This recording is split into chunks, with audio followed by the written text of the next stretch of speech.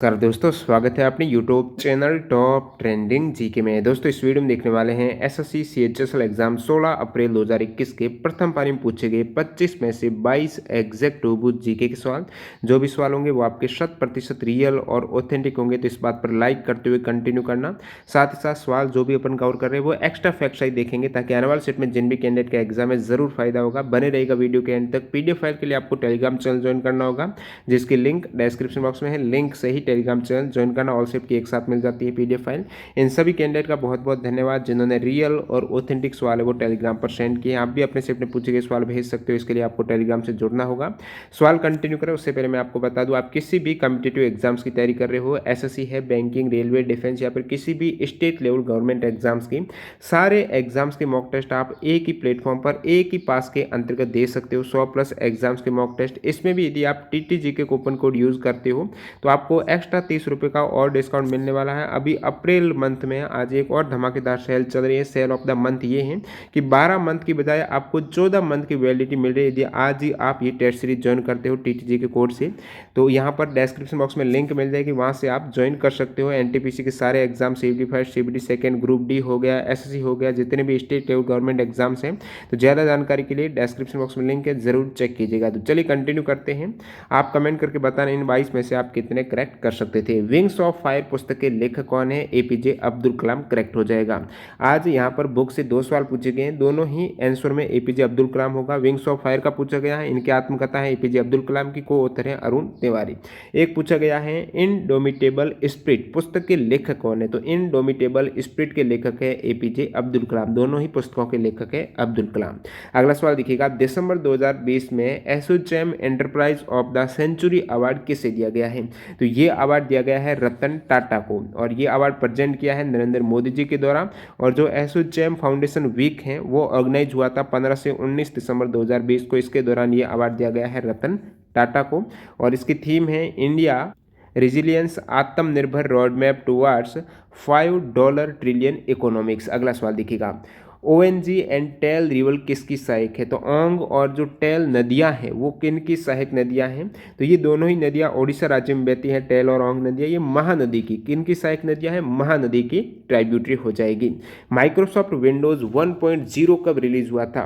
इससे पहले भी यहाँ पर एसएससी में पूछा गया, सीएचएसएल में 2 दिन पहले पूछा गया था कि माइक्रोसॉफ्ट विंडो है वो रिलीज कब हुआ था। वो प्रथम सीरीज 1.0 है संस्करण, जब ये रिलीज हुआ था तभी ये आपका मैंने बताया था 1985 में। तो इसका आंसर भी 20 नवंबर 1985 को जो फर्स्ट एडिशन है माइक्रोसॉफ्ट विंडोज का जो 1.0 है वो 1985 में रिलीज हुआ है। इसके और भी संस्करण है। विंडोज 2.0 रिलीज हुआ है 1987 में, विंडोज 3.0 1990 में, विंडोज 3.1 है 1992 में हुआ है रिलीज।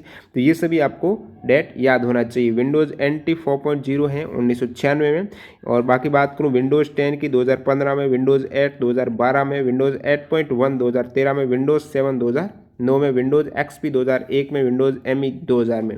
सभी इंपॉर्टेंट हैं। अगला सवाल देखिएगा, सेखेवा फेस्टिवल किस राज्य में मनाया जाता है? तो ये जो साकेवा फेस्टिवल है वो सिक्किम राज्य का हो जाएगा। किस राज्य का? सिक्किम का। फेस्टिवल से एक और सवाल पूछा गया है, यहाँ पर पूछा गया नवाखाई जो त्यौहार है वो किस त्यौहार के दिन, मतलब उसके दूसरे दिन मनाया जाता है? तो नुआखाई जो त्यौहार है वो गणेश चतुर्थी के दूसरे दिन मनाया जाता है। जैसे कि जो गणेश चतुर्थी है वो चतुर्थी को रहती है, और जो नोखाई फेस्टिवल है वो पंचमी तिथि को, यानी भाद्रपद माह की पंचमी तिथि आती है।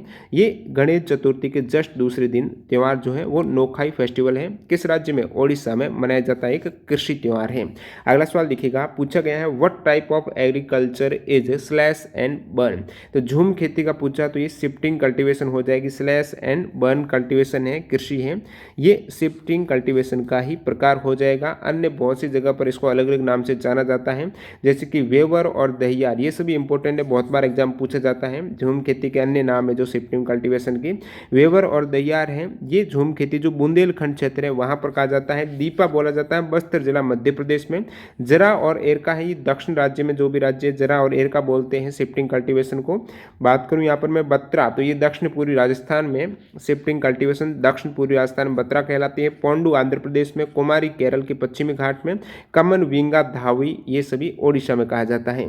अगला सवाल देखिएगा, काली टाइगर रिजर्व जिसे अंशी राष्ट्रीय उद्यान कहते हैं वो किस राज्य में है? तो अंशी या काली टाइगर रिजर्व है ये कर्नाटक में। किस राज्य में? कर्नाटक राज्य में है। एनडीएमए की फुल फॉर्म पूछिए तो नेशनल डिजास्टर मैनेजमेंट अथॉरिटी हो जाएगी। एनडीएमए जिसकी स्थापना है 2005 में हुई है और इसका हेडक्वार्टर कहाँ पर है? तो न्यू दिल्ली में, सफदरजंग एन्क्लेव न्यू दिल्ली में इसका मुख्यालय हो जाएगा। एनडीएमए यानी national disaster management authority. Next one, JPEG की फुल फॉर्म, तो फुल फॉर्म से भी 2 सवाल है, बुक से भी 2 सवाल इस सेट पे हैं। JPEG joint photographic expert group हो जाएगा। जेपीजी पूछ ले तो ज्वाइंट फोटोग्राफिक ग्रुप हो जाता है।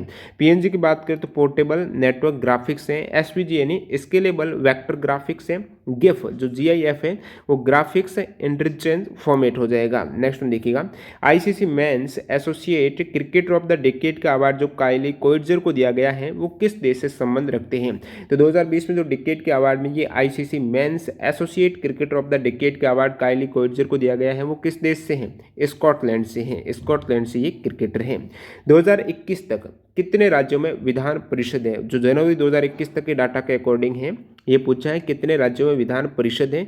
तो 6 राज्य हैं, आंध्र प्रदेश, बिहार, कर्नाटक, महाराष्ट्र, तेलंगाना और उत्तर प्रदेश में विधान परिषद हैं। तुम भी मजा कर ये ट्रिक से आप याद रख सकते हो। देखिए बहुत से कैंडिडेट कहेंगे आंध्र प्रदेश में है विधान परिषद को समाप्त करने की मंजूरी दी गई लेकिन केंद्र से अभी तक ये मंजूरी नहीं मिली है, तो आप कह सकते हो अभी भी 6 राज्य हैं। अगला सवाल देखिएगा, वर्तमान में भारत के सॉलिसिटर जनरल कौन है? तो तुषार मेहता करेक्ट हो जाएंगे। वर्तमान में भारत के सॉलिसिटर जनरल है तुषार मेहता। आपको पूछ ले अटॉर्नी जनरल कौन है वर्तमान में? जो 15वें अटॉर्नी जनरल है वो के वेणुगोपाल है। और सीएजी कौन है? जो 14वें सीएजी हैं वो है गिरीश चंद्र मुर्मू। नेक्स्ट वन, यहाँ पर पूछा गया जोग जलप्रपात किस राज्य में है? जोग जलप्रपात है जिसे गरशोपा जलप्रपात या महात्मा गांधी जलप्रपात बोला जाता है, ये कर्नाटक में है। कर्नाटक के शरावती नदी पर है। भारत का सबसे ऊंचा जलप्रपात हो जाएगा। देखिए जलप्रपात के केस में ये जो कुंचिकल फॉल्स है ये भी भारत का सबसे ऊंचा जलप्रपात माना जाता है, क्योंकि जोग जलप्रपात ऐसे माना जाता है डायरेक्टली फॉल नहीं हो रहा है, बीच में रुक रहा है पहाड़ी पर, दोबारा फॉल हो रहा है। तो इस टाइप से यदि काउंट करें तो वो सबसे जोग जलप्रपात सबसे ऊंचा है। और डायरेक्टली फॉल के केस में ये कुंचिकल फॉल्स है जो कर्नाटक में ये भी है, ये सबसे ऊंचा माना जाता है। अगला सवाल देखिएगा, पुदुचेरी में स्थित जो फोर्ट सेंट लुइस है वो किसने बनाया है? तो फोर्ट सेंट लुइस है जो पुदुचेरी में है ये फ्रेंच ने, इस प्रकार ऑप्शन दिए गए थे तो फ्रेंच फोर्ट है, फ्रेंच हो जाएगा इसका करेक्ट आंसर। फ्रांकोनिस मार्टिन, जो फ्रैंकोइस मार्टिन है उन्होंने 1701 में इसका निर्माण कराया था। फ्रैंकोइस मार्टिन कौन है? ये पुदुचेरी के प्रथम गवर्नर जनरल। नेक्स्ट में देखिएगा, समुद्री पानी का क्वथनांक कितना होता है? तो 100 डिग्री सेंटीग्रेड हो जाएगा। एक सवाल पूछा गया था, गुरुत्वीय बल या अपकेंद्री बल के कारण किसी तरल जैसे कि जल में निलंबित कण है, जो उपस्थित कण है उनका जमीन पर आकर बैठ जाना किस विधि का उदाहरण है? तो गुरुत्वीय बल के कारण है। जल में जो निलंबित कण है वो नीचे की ओर तल छठीकरण हो जाएगा, ये अवसादन का ये उदाहरण है जिसे सेडिमेंटेशन भी कहा जाता है। अगला सवाल देखिएगा, 1916 में भारतीय राष्ट्रीय कांग्रेस और किन के मध्य समझौता हुआ था? एनटीपीसी में भी सेम सवाल था ये। 1916 में लखनऊ जो समझौता का पूछा गया है किन के मध्य हुआ है? तो एक तो भारतीय राष्ट्रीय कांग्रेस और मुस्लिम लीग के मध्य ये समझौता हुआ है। तो ये लखनऊ समझौता हुआ था 1916 में। 29 दिसंबर 1916 को लखनऊ अधिवेशन में भारतीय राष्ट्रीय कांग्रेस के द्वारा 31 दिसंबर 1916 को अखिल भारतीय मुस्लिम लीग के द्वारा ये समझौता पारित किया गया था। इसके तहत मोहम्मद अली जिन्ना और बाल गंगाधर तिलक इस समझौते के प्रमुख निर्माता थे। एक तरफ थे मोहम्मद अली जिन्ना और कांग्रेस, बाल गंगाधर तिलक यहाँ पर प्रमुख निर्माता हो जाएंगे। और देखिए जो ये लखनऊ अधिवेशन हुआ है 1916 में, आपको पूछना है कि नरम दल और गरम दल हैं एक साथ वापस कब आ गए थे? तो ये इसी अधिवेशन में 1916 में आए थे। अलग हुए थे विभाजन गरम दल और नरम दल का हुआ था 1907 का जो कांग्रेस अधिवेशन था, सूरत अधिवेशन है, उस समय विभाजन हुआ था। और 1916 के लखनऊ अधिवेशन में ये एक साथ हो गए थे।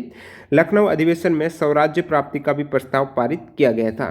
अगला सवाल देखिएगा, यहाँ पर पूछा गया है संभावित यूनेस्को साइट ओरछा किस राज्य में है? तो ओरछा और ग्वालियर को यूनेस्को साइट में शामिल किया गया है दिसंबर 2020 में। तो ये मध्य प्रदेश में है, दोनों ही कहां पर? मध्य प्रदेश करेक्ट हो जाएगा। और नमस्ते ओरछा त्योहार भी ये मध्य प्रदेश के निवारी जिले के एक शहर ओरछा में शुरू हुआ था। अगला सवाल यहाँ पर, हॉकी ओलंपिक में सर्वाधिक गोल किसके द्वारा किए गए हैं? तो ओलंपिक में जो हॉकी स्पोर्ट है उसमें सर्वाधिक गोल यदि टीम की बात करें, देश की बात करें, तो इंडिया के सबसे ज़्यादा है, 433 गोल है। सेकंड नीदरलैंड है। बाकी यदि आपको इंडिविजुअल खिलाड़ी का पूछा है तो वो भी कमेंट करके बता देना। और अंतर्राष्ट्रीय हॉकी में, ओलंपिक की न बात करके ओवरऑल अंतर्राष्ट्रीय हॉकी में बात करूँ तो सर्वाधिक गोल जो किस खिलाड़ी के हैं तो वो सोहेल अब्बास के, ये पाकिस्तान के 348 गोल इनके नाम है। अंतिम सवाल देखिएगा, एक सवाल पूछा गया जो ब्रेल लिपि होती है उनसे रिलेटेड कोई बैंक का सवाल पूछा गया था, कितने परसेंटेज है वो धन जमा रखते हैं। तो एग्जैक्ट ये डाटा नहीं मिला, क्या सवाल था, जिन भी कैंडिडेट को याद है स्पष्ट रूप से कमेंट करके जरूर बताना। इसके अतिरिक्त 3 सवाल और रह गए हैं, जो भी कैंडिडेट आज एग्जाम दिए हैं प्रथम पारी में वो भी बता सकते हैं। और सेकेंड शिफ्ट और थर्ड शिफ्ट का वीडियो आ जाएगा तो चैनल को सब्सक्राइब करके बेल आइकन जरूर क्लिक कर देना। वंदे मातरम, जय हिंद दोस्तों।